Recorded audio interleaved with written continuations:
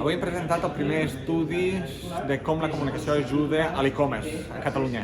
El que hem vist durant l'estudi és, per un costat, qui és el comprador online, per tant, quines són les característiques del comprador online, i després tot el procés de compra que realitza aquell comprador online. Per tant, havíem d'entendre quines són les necessitats que volen cobrir, on busquen informació, quins són els influencers, quins són els criteris per escollir un canal online o un canal offline, i dintre del canal online, quins són els canals i per què vaig a un e-commerce o a un altre e-commerce. I tot això des de la perspectiva de què he de dir en cada una d'aquestes fases del procés de compra per enamorar el consumidor. Per tant, l'estudi ens ha donat pistes de quins són els arguments o les barreres que hem d'evitar per tal de convèncer el consumidor a que compri més a través del canal en línia.